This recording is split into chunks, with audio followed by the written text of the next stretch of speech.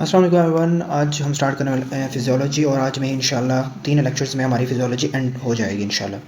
सबसे पहले आपने स्टार्ट करना है जीआईटी की जो रेगुलेटरी सब्सटेंस होते हैं जो भी हमारे सेल्स होते हैं और वो जो प्रोड्यूस कर रहे होते हैं। लेकिन हमने इनको इस तरीके से याद नहीं करना जो यहाँ पे लिखा हुआ है। हमने इसको बड़े ही फ़्लो में याद करना है ताकि आपको ये बुक की लाइनिंग्स नहीं, आपके जो अपने कॉन्सेप्ट हैं वो आपको याद रहें, ठीक है? जो आपके माइंड में बनेंगे, ठीक है? तो सबसे पहले याद रखें कि फॉर एग्ज़ाम्पल इस टाइम पे हमने रोज़ा रखा हुआ है, राइट? हम फास्टिंग स्टेट के अंदर हैं। अब ये जब आपको वीडियो मिलेगी तब तो आपने रोज़ा खोल लिया होगा, लेकिन हमने आज रोज़ा रख जैसे हमने रखा तो उस टाइम पे हमारी फास्टिंग स्टेट में हमारे 2 सब्सटेंस प्रोड्यूस होते हैं। एक को कहते हैं एक मोटिलिन और एक को हम कहते हैं ग्रेलिन। अब जो मोटिलिन होता है ये हमारा कहाँ पे होता है? आपका स्मॉल इंटेस्टाइन में, ठीक है? अब स्मॉल इंटेस्टाइन से जो सा है वो यहाँ से प्रोड्यूस होता है, सोर्स है इसका, प्रोड्यूस होता है, यहाँ से बनता है, रिलीज़ होता है। इसका एक्शन क्या होता है? ये प्रोड्यूस करता है आपके माइग्रेटरी मोटर कॉम्प्लेक्स। अब माइग्रेटरी मोटर कॉम्प्लेक्स क्या करते हैं? आपकी बॉडी के अंदर जो डेब्रिस या बैक्टीरियाज होते हैं उनको क्या कर देते हैं? रिमूव कर देते हैं, क्लीन कर देते हैं, ठीक? यानी कि जब आपकी फास्टिंग स्टेट में आपकी मोटिलिन रिलीज़ होता है इंटेस्टाइन से, स्मॉल इंटेस्टाइन से, और डेब्रिस या बैक्टीरियाज को क्लीन कर देता है ताकि नेक्स्ट जो फूड आए उसके लिए रास्ता बिल्कुल हमवार हो। अरिथ्रोमाइसिन जब हम टैबलेट देते हैं, आपने पता होगा, तो अरिथ्रोमाइसिन स्टिमुलेट करता है मोटिलिन रिसेप्टर्स को। अरिथ्रोमाइसिन क्या करता है? आपके मोटिलिन रिसेप्टर्स को स्टिमुलेट करता है, जिसकी वजह से आपको जो बैक्टीरियाज हैं वो आपके क्या हो जाते हैं? मर जाते हैं। गैस्ट्रोपेरेसिस के अंदर आपको यूज़ करने को देखने को मिलती है। किसमें? गैस्ट्रोपेरेसिस। एक और जो सा होता है हार्मोन जो सा होता है वो प्रोड्यूस होता है, उसे हम कहते हैं ग्रेलिन। ये आपका ऑफ कोर्स आप फास्टिंग कर रहे हैं, जब आप फास्टिंग कर रहे हैं तो साथ ही बात आपको तो भूख लगेगी। उस टाइम पे जो आपका सब्सटेंस प्रोड्यूस होता है वो होता है ग्रेलिन। और कहाँ से प्रोड्यूस होता है? आपके स्टोमक से। कहाँ से? स्टोमक से। और ये आपका क्या है? ग्रेलिन। और ये आपका क्या है? मोटिलिन। ठीक हो गया? अब ग्रेलिन क्या करता है? ये आपकी भूख को बढ़ा देता है। Also called as ghrelin. Ghrelin यानी कि stomach hormones, ghrelin stomach hormone यानी कि ग्रो। अब ये फास्टिंग के अंदर ज़्यादा हो जाता है, ठीक है ना? और जब इसको खुराक मिल जाती है तो ये फिर कहते हैं चलो जी मेरा पेट भर गया, अब मैं जो सा रिलीज़ होना बंद हो जाता हूँ। अब एक डिजीज़ होती है प्रेटर-विली सिंड्रोम। ये क्रोमोसोम 15 की जो सा वो डिजीज़ होती है, होपफुली, ठीक है? और इसके अंदर ना आपका ऐसी क्रोमोसोमल एब्नॉर्मलिटीज होती हैं जिसके अंदर आपकी जो एपेटाइट होती है वो बढ़ जाती है, ठीक है ना? और अगर फॉर एग्जांपल आपकी गैस्ट्रिक की कोई सर्जरी हुई है या गैस्ट्रिक बाईपास हुआ है तो उसके अंदर आपके जो ग्रेलिन वो है ये क्या हो जाएगा? हार्मोन आपका लो हो जाएगा, ठीक हो गया? ये तो आपका था फास्टिंग स्टेट के अंदर 2 हार्मोन्स, ये आपको याद होने चाहिए कि कब कब रिलीज़ हो रहा है और किस किस जो सा है वो स्टेज के अंदर रिलीज़ हो रहे हैं और नहीं हो रहे हैं, ठीक है? Fasting state. अब आपने खुराक जो सा है वो इनटेक कर लिया। फॉर एग्जांपल आपने खुराक इनटेक कर लिया, यहाँ पे आपके ब्रेड आ गए, यहाँ पे आपका फॉर एग्जांपल कोई जूस आ गया, यहाँ पे आपका बटर आ गया, राइट? अब जैसे ही आपकी खुराक आती है तो सबसे मेन हार्मोन जो सा आपका प्रोड्यूस होता है वो होता है गैस्ट्रिन। अब गैस्ट्रिन का काम क्या होता है? जो गैस्ट्रिन कहाँ से ये होता है? आपका गैस्ट्रिन, ठीक है? जो कहाँ से प्रोड्यूस हो रहा होता है? आपका एंट्रम से, antrum of stomach, antrum of stomach से प्रोड्यूस होता है। क्योंकि जब भी आपकी फूड आती है तो फर्स्टली जो आपका एंट्रम होता है वहाँ पे आके इकट्ठा होना स्टार्ट हो जाती है। अब जैसे ही वो इकट्ठा स्टार्ट होती है तो साधारण बात है डाइजेशन का अमल स्टार्ट होता है, तो वो स्टिमुलेट करती है जो प्रोटीन की डाइजेशन है कि जी सेल्स को स्टिमुलेट किया जाए। अब जैसे ही जी सेल्स बढ़ते हैं तो वो सबसे पहला काम क्या करते हैं? आपका जो पाइलोरिक रीजन है इसको क्लोज कर देते हैं ताकि जो फूड है वो प्रॉपर तरीके से यहाँ पे डाइजेस्ट हो और उसके बाद जाके वो नेक्स्ट ड्यूडियम के अंदर जाए। क्योंकि अगर डाइजेस्टिव फूड विदाउट डाइजेशन आगे चलेगी तो आगे तो किसी ने अब्जॉर्ब वो नहीं करना, क्योंकि आगे तो टोटल जो होता है वो अल्कलाइन इन नेचर होता है इन्वायरमेंट, तो एसिडिक इन्वायरमेंट तो आपका स्टोमिक के अंदर होता है। तो स्टोमिक क्या करता है? एक तो जी सेल्स आपके जो होता है वो प्रोड्यूस करता है आपका गैस्ट्रिन, राइट? अब वो एसिड जो सा वो प्रोड्यूस कर देता है, तो पहला काम क्या करता है? एक तो एसिड को प्रोड्यूस कर देता है। और एसिड को प्रोड्यूस करता कैसे है कि ये आपका ECL जिसको हम कहते हैं एंटेरो क्रोमोफिन लाइक सेल्स, ये जाके एंटेरो क्रोमोफिन सेल्स पे जाके एक्ट करता है। क्या करता है? एक्ट करता है। और इसको कहता है कि यार आप जो है ना वो प्राइटल सेल से कहें कि जो HCl है वो क्या करें? रिलीज़ करें। यहाँ से वो हिस्टामिन को रिलीज़ करता है, हिस्टामिन H2 रिसेप्टर्स पे एक्ट करते हैं और H2 रिसेप्टर से आपका एसिड क्या होता है? प्रोड्यूस होता है फ्रॉम पैराइटल सेल्स।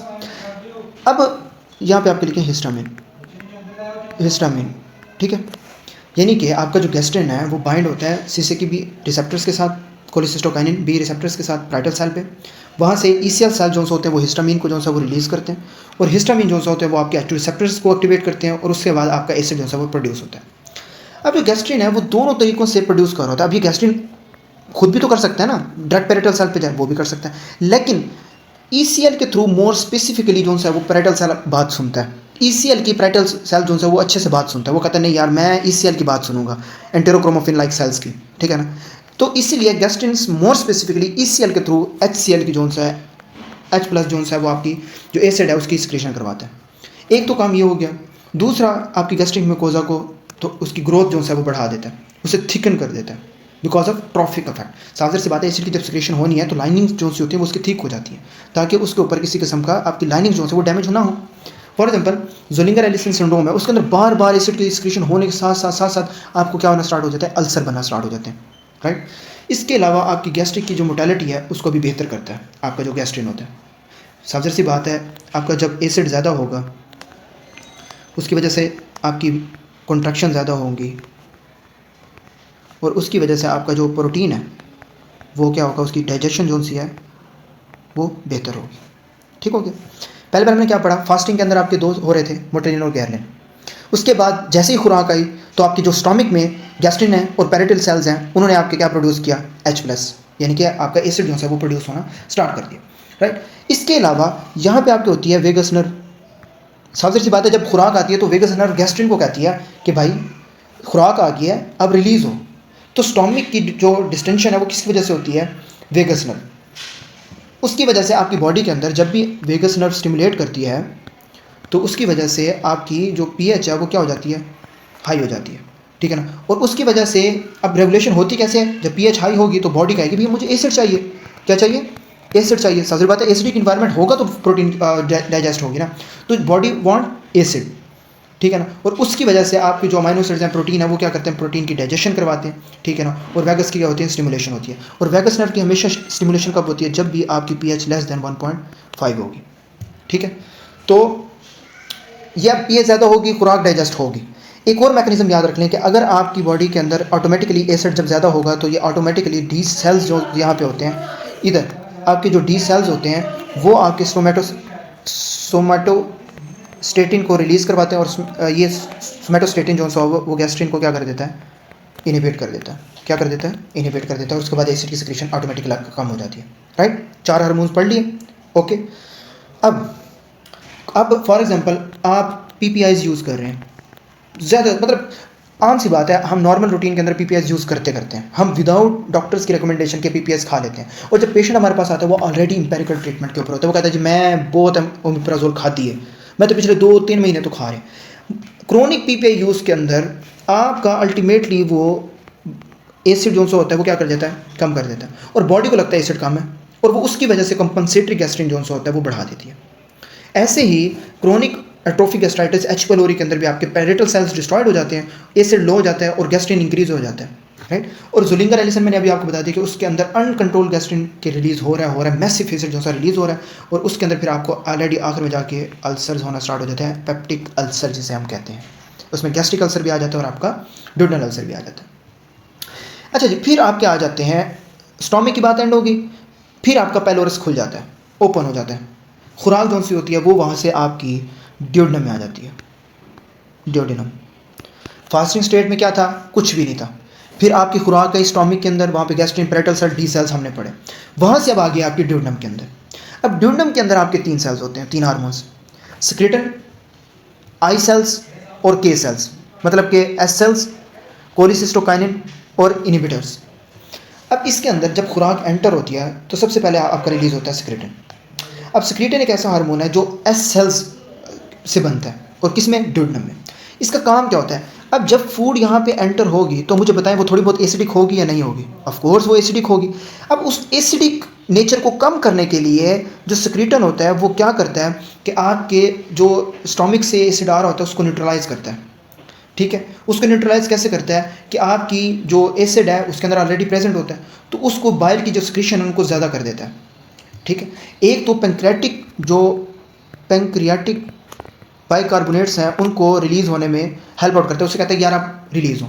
जैसे ही पैंक्रियाटिक बाइकार्बोनेट्स ज़्यादा होते हैं, रिलीज़ होते हैं, तो वो न्यूट्रलाइज कर देते हैं एसिडिक को, और उसकी वजह से आपका जो इन्वायरमेंट है वो अल्कलाइन हो जाता है।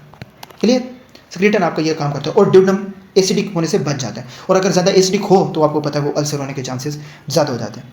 और सेक्रेटन इसी उसमें बाइल को जो से होता है वो स्क्रीशन करवा रहा होता है।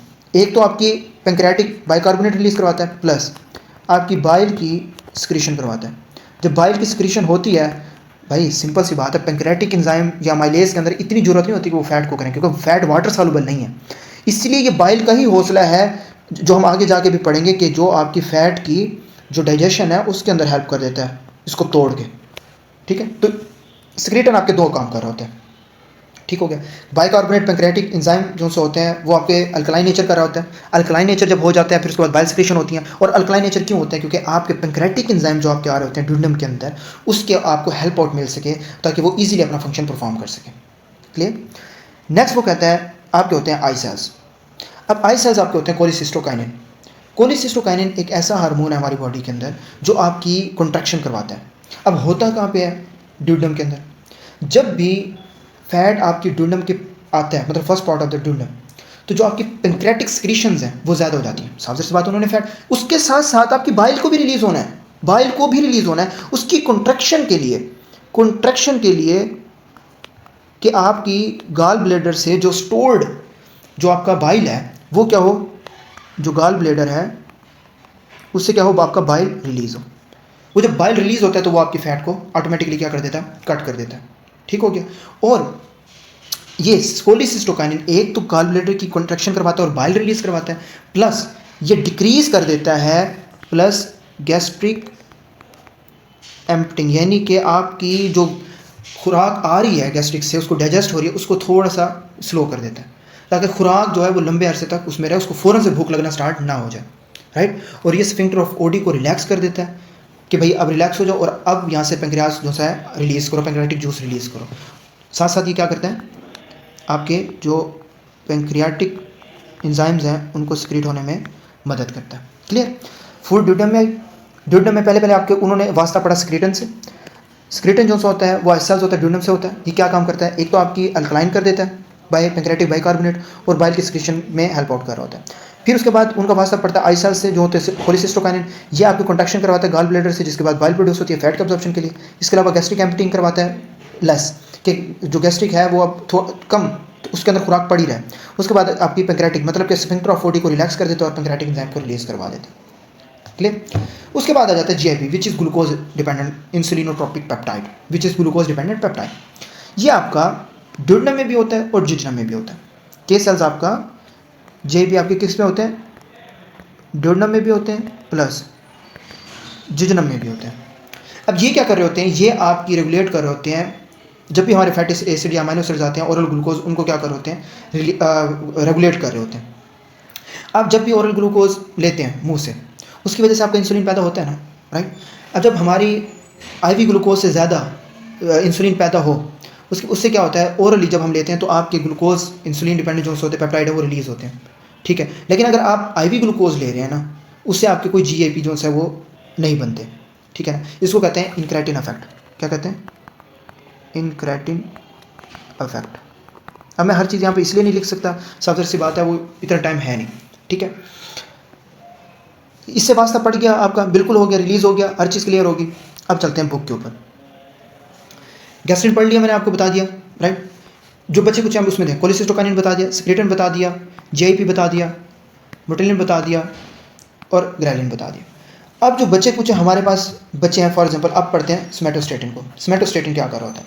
सिंपल सा सिर्फ आपने कॉन्सेप्ट याद रखना है, हमारी बॉडी के अंदर जितने भी सेल्स हम आपके हार्मोन्स रिलीज कर रहे होते हैं उन सारों को कम कर देता है। यानी कि आपकी गैस्ट्रिक एसिड हो रहा था रिलीज, कम, pancreatic and small intestine fluid secretion कम, पेप्सिडोनिन सिक्रीशन कम, गाल ब्लैडर की कंडक्शन कम, इंसुलिन एंड ग्लूकागॉन कम।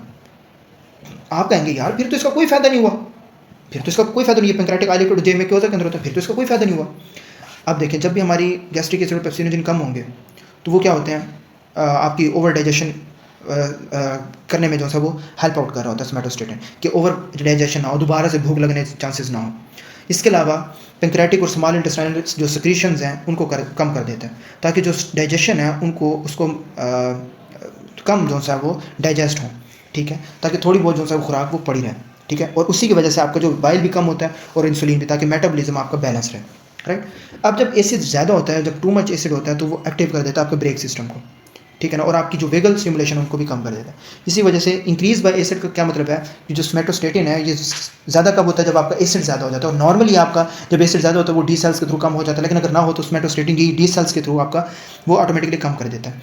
और डिक्रीज बाय वेगल स्टिमुलेशन, अगर कोई ना कोई नर्व का इशू आ रहा हो या नर्व की इन्टरवेंशन में कोई मसला हो, तो फिर उस वजह से सोमैटोस्टेटिन आपका रिलीज हो जाता है। और सोमैटो का क्या मतलब होता है, सोमैटोस्टेसिस, यानी कि कीप एवरीथिंग स्टेबल, ठीक हो गया। अच्छा, आपको पता है सोमैटोस्टेटिन किसका एनालॉग होता है, अक्टीरोटाइड ना, तो अक्रोमेगैली, कार्सिनाइड, वेरिसल ब्लीडिंग, इनके अंदर आप जो है ये दे सकते हैं, ठीक हो गया। अच्छा, कोलिसिस्टोकाइनिन हमने पढ़ लिया था, वेजो एक्टिव, जेआईपी हमने मोटेलिन भी पढ़ लिया। अच्छा, नेक्स्ट आपका आ जाता है वेजो एक्टिव इंटेस्टाइनल पेप्टाइड। अब इसको भी आपने उसी तरीके से याद रखना कॉन्सेप्ट कि ये आपकी बेसिकली पैरासिम्पैथेटिक गैंग्लिया होती हैं स्फिंक्टर्स के अंदर, गॉल ब्लैडर के अंदर, स्मॉल इंटेस्टाइन के अंदर। जब भी आपका इंटेस्टाइनल वाटर, इसका एक्शन क्या होता है कि आपके इंटेस्टाइनल वाटर और इलेक्ट्रोलाइट की सिक्रीशन करवाना, ठीक है, और रिलैक्सेशन करवाना स्मूथ मसल्स की और स्फिंक्टर्स की। अब ये रेगुलेट होता कब है, जब भी आपकी ज़्यादा कब होता है, जब आपकी डिस्टेंशन होती है, वैगल स्टिमुलेशन होती है, तो vaso active intestinal polypeptide release होना स्टार्ट हो जाता है, ठीक है। और डिक्रीज कब होता है, जब आपका एडिनर्जिक इनपुट होता है। फॉर एग्जांपल कोई ना कोई ट्यूमर हुआ है, फॉर एग्जांपल वाइपोमा यहाँ पे लिखा भी हुआ है, इस वाइपोमा के अंदर आपने याद रखना है कि आपका एक्सेसिव वीआईपी रिलीज होता है, और इसकी वजह से आपको वाटरी डायरिया, हाइपोकलीमिया और एक्लोराइडिया जो है एक्लोराइड्रिया जो है वो आपको होता है, जिसे हम कहते हैं WDHA सिंड्रोम, ठीक है ना। इसके बाद नाइट्रिक ऑक्साइड है, ये आपकी साझा बात है, नाइट्रिक ऑक्साइड आपकी वेजोडाइलेशन रिलैक्सेशन काम कर रहा होता है स्मूथ मसल्स की। तो जब स्मूथ मसल्स की रिलैक्सेशन होती है, यानी कि लोअर एसोफेगल स्फिंक्टर के ऊपर आपकी डाइजेशन में, आपकी खुराक नीचे जाने में आपको हेल्प आउट कर रहा होता है। अगर नाइट्रिक ऑक्साइड जो सा होता है वो अगर खत्म हो जाए तो उसकी वजह से कंडीशन होती है जिसे हम कहते हैं एक्लेजिया। अगर एक्लेजिया हो जाए तो आपको पता है कि आपको वाटर प्लस जो आपकी सॉलिड है, सॉलिड और लिक्विड दोनों का आपको नहीं जा सकते। और इसी के अंदर आप एक टेस्ट करवाते हैं जिसे हम कहते हैं बैरियम स्वेलो। क्लियर हो गया। फास्टिंग स्टेट, खुराक कैसे अंदर आई, यानी कि पहले हमने कौन सी स्टेट पढ़ी, फास्टिंग, फिर उसके बाद आपकी फूड ने एंटर किया, फिर उसके बाद ड्यूडनम में गई, और ड्यूडनम से आपके जोन से वो आपके रिलीज़ हुआ, और उसके बाद जो आपके जो अलग से जो आपके इनहिबिटिंग जोन से थे, सोमैटोस्टेटिन है, फिर उसके अलावा वीआईपी है, पैरासिम्पैथेटिक में जो अलग इंपॉर्टेंट जोन है वो मैंने आपको सीरीज़ में मैंने आपको बताया, और होपफुली आपको भूलने नहीं चाहिए। नेक्स्ट आपका आ जाता है GIT सेक्रेटरी प्रोडक्ट्स, जो कि आपके बुक पे भी लिखा हुआ है, हम देख लेते हैं बुक के ऊपर, किधर की बुक, ये रही आपकी बुक, अच्छा जी, ये नीचे की तरफ GIT सेक्रेटरी प्रोडक्ट्स। इसके अंदर आपका गैस्ट्रिक एसिड आ जाता है, इंट्रिंसिक फैक्टर है, पेप्सिनोजिन है, बाइकार्बोनेट्स है। अब इसको अगर हम एक दफ़ा देख लें तो वो कहता है, अच्छा जी, अब फॉर एग्जांपल इसमें दो चीज़ें आपने क्लियर आउट करनी है अपनी बेसिकली। सबसे पहले वो कहता है जो गैस्ट्रिक एसिड है, गैस्ट्रिक एसिड उसका सोर्स क्या है। याद रखें आपके पाइटल सेल्स से गैस्ट्रिक एसिड रिलीज हो रहे होते हैं, ये आपके पाइटल सेल्स हैं। अब इन पाइटल सेल्स को दो चीज़ें स्टिमुलेट कर रही होती हैं बाय ECL, ठीक है ना। ECL जो क्रोमोफिल लाइक सेल्स होते हैं उसके थ्रू ये दो चीज़ें आपके क्रोमोफिल सेल्स पे एक्ट करती हैं, उसकी वजह से आपके पाइटल सेल्स से हिस्टामिन से आपके क्या रिलीज़ हो रहे होते हैं, आपके जो एसिड है वो आपका रिलीज़ हो रहा होता है, जो आपके प्रोटीन डाइजेशन के अंदर हेल्पफुल होता है, राइट। जब भी हमारी बॉडी की यानी कि स्टोमिक की जो pH है, जब भी हमारी स्टोमिक की pH कम होती है तो आपका वेगल स्टिमुलेशन होना स्टार्ट हो जाती है। जैसी वेगल स्टिमुलेशन होगी उसकी वजह से आपको एसिड जो है और गैस्ट्रिन जो होता है वो रिलीज़ होना स्टार्ट हो जाता है, ठीक हो गया। और ये आपके गैस्ट्रिक एसिड को इंक्रीज़ कर देता है। जब गैस्ट्रिक एसिड इंक्रीज़ होता है तो वो आपके प्रोटीन डाइजेशन के अंदर क्या कर रहा होता है, हेल्प आउट कर रहा होता है। अब इसके अंदर एक रोल होता है पेप्सिनोजिन का, ठीक है। पेप्सिनोजिन क्या काम कर रहा होता है, पेप्सिनोजिन आपकी जब आपकी ये स्टिमुलेशन होती है गैस्ट्रिन की और वेगस नर्व की, तो उसके अंदर आपकी जो गैस्ट्रिन है ये आपकी पेप्सिनोजिन को रिलीज़ करवाती है। पेप्सिनोजिन आपकी रिलीज़ होती है, ये इनएक्टिव फॉर्म है। यहाँ पे आपकी जब एंटर होती है तो ये होती है पेप्सिन, राइट। तो जो पेप्सिन होती है वो आपकी जो प्रोटीन है उसकी डाइजेशन के अंदर रोल प्ले कर रही होती है। अगर वो बड़ा एक कंटेंट है तो उसको स्मॉलर सब्सटेंस के अंदर जो है वो कन्वर्ट कर देती है पेप्सिन, ठीक है। ये आपका हो गया गैस्ट्रिन और वेगस नर्व, एक दफ़ा सिर्फ सुन लें, ठीक है ना। और कहाँ से आपका ये एक्ट कर रहा है, पैराइटल सेल्स के ऊपर। फिर ऐसे हार्मोन्स जोन से आपके इनहिबिट कर रहे होते हैं एसिड की रिलीज़ को, वो आपके होते हैं स्क्रिटन, सोमेटोस्टेटिन और GIP.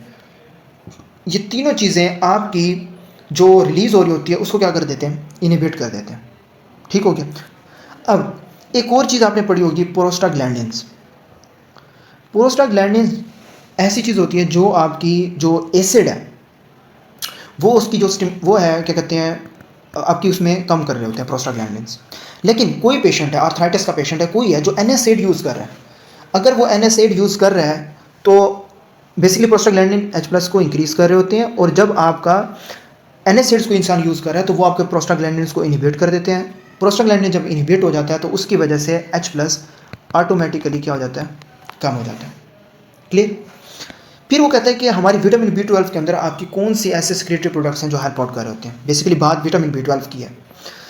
Vitamin B12 for example आपने प्रोटीन ली, उसके अंदर आपकी विटामिन B12 है, ठीक है ना। अब इसके अंदर क्या होता है, जब भी ये आपके अंदर एंटर होता है तो आपके जो पैराइटल सेल्स हैं वो आपकी क्या रिलीज़ करवा देते हैं, एसिड को रिलीज़ करवाते हैं। क्लियर। अब जब एसिड रिलीज़ होता है आपका तो उसके साथ साथ आपके इंट्रिंसिक फैक्टर भी रिलीज़ करवा रहा होता है आपके पैराइटल सेल, यानी कि एसिड डाइजेशन के लिए और इंट्रिंसिक फैक्टर। और इंट्रिंसिक फैक्टर जो सा होता है वो इसके साथ जाके बाइंड कर जाता है, ऐसे इसको फिर आगे लेके जाता है इंट्रिंसिक फैक्टर। फिर जब ये ड्यूडेनम से गुजर रहे होते हैं तो वहाँ होते हैं आपके पेंक्रियाज। पेंक्रियाज क्या कर रहे होते हैं, न्यूट्रलाइज कर देते हैं आपके एसिड को, ताकि जो आपकी विटामिन B12 है उसको कोई डैमेज ना हो, ठीक है। सारी बात है, उसको अल्कलाइन नेचर मिलेगा, एक अच्छा नेचर मिलेगा, तो वो न्यूट्रलाइज ऑलरेडी कर रहे होते हैं एसिड को। फिर जब वो आपका इससे पास करता करता इलियम के अंदर आता है तो यहाँ पे इंट्रिंसिक फैक्टर और विटामिन B12 रिसेप्टर्स होते हैं जिनके साथ वो हो जाता है अटैच, और यहाँ पे इसकी क्या होना स्टार्ट हो जाती है, absorption. Intrinsic factor plus β12 receptor, इनको यहाँ पे इनका अपना मोल मिल जाता है, और यहाँ जाके विटामिन B12 की क्या हो जाती है, अब्जॉर्प्शन हो जाती है, राइट। अब पहले क्या हुआ, आपने प्रोटीन जो होता है वो इनटेक किया। आपने जब इनटेक किया तो उसकी वजह से पहले आपके स्टोमक के अंदर एसिड हुए, एसिड की वजह से आपको क्या होना स्टार्ट हुआ कि एसिड हुआ, फिर उसके बाद इंट्रिंसिक फैक्टर हुआ। अब फॉर एग्जांपल विटामिन B12 अकेला आ रहा है तो क्या वो होगा अब्जॉर्ब, नहीं। तो विटामिन B12 के साथ हमेशा इंट्रिंसिक फैक्टर आता है, ठीक है। विदाउट इंट्रिंसिक फैक्टर आपका विटामिन B12 अब्जॉर्ब नहीं हो सकता।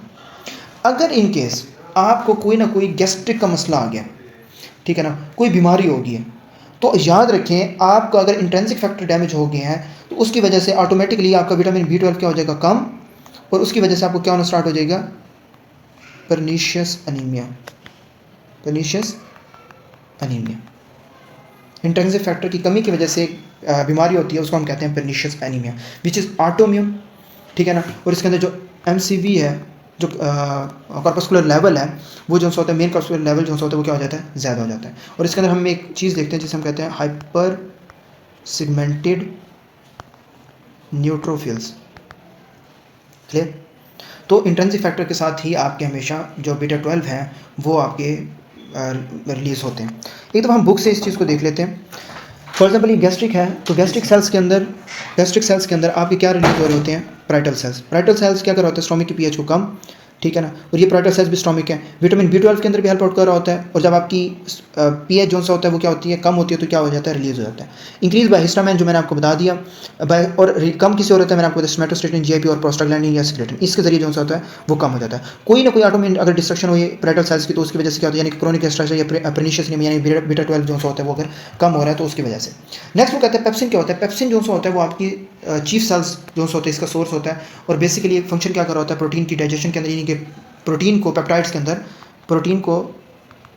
अंदर क्या कर देता है, चेंज कर देता है। और स्टिमुलेट किसे कर रहा होता है, वेगस स्टिमुलेशन, यानी कि वेगस नर्व से स्टिमुलेट, वेगस नर्व जो होती है वो स्टिमुलेट करती है चीफ सेल से और एक्टिवेट कर देती है आपके पेप्सिनोजेंस को, ठीक है। पेप्सिनोजेन इनएक्टिव होता है, फिर कन्वर्ट हो जाता है पेप्सिनोजेन में, जो मैंने अभी आपको बता दिया, राइट। बाइकार्बोनेट क्या होते हैं, बेसिकली न्यूट्रलाइज करने के लिए एसिड को, और कहाँ से रिलीज होता है, पेंक्रियाज। अब पेंक्रियाज ये माहौल क्यों क्रिएट कर रहा होता है, ताकि जो फूड है जो हमारे अल्कलाइन नेचर प्रोड्यूस हमारी ड्यूडेनम के अंदर, ठीक हो गया। और प्रोड्यूस किससे होते हैं, म्यूकोजल सेल से, ड्यूडेनम, सलाइवरी ग्लैंड, पेंक्रियाज और बर्नल। और ड्यूडेनम के अंदर आपको एक बेहतरीन चीज़ आपको पता होनी चाहिए, क्या चीज़ सेपरेट होती है, बर्नल ग्लैंड्स, राइट। जैसे इलियम में पेयर पैचेस वगैरह होते हैं, तो इसमें आपके बर्नल ग्लैंड जो डिफ्रेंशिएट कर रहे होते हैं, ठीक हो गया। तो ये आपको अच्छे तरीके से आने चाहिए, जो मैंने आपको इस इमेज में आपको मैंने बता दिया कि डाइजेशन कैसे हो रही है, ठीक है ना। पहले पैराइटल सेल्स हैं जो एसिड और इंट्रिंसिक फैक्टर, फिर पैंक्रियाज है जो न्यूट्रलाइज कर रहे हैं, फिर टर्मिनल इलियम में आपका बीटा 12 है, और जो पेप्सिनोजेंस कहाँ रिलीज हो रहे हैं वो मैंने आपको यहाँ पे बता दिया कि किस तरीके से पेप्सिनोजेन रिलीज हो रहे हैं। होपफुली मुझे नहीं लगता कि आपको रट्टा मारने की इसमें ज़रूरत है। नेक्स्ट इंशाल्लाह वो हम अगले टॉपिक पढ़ते हैं, आई थिंक वो सिक्रीशंस का पैंक्रियाटिक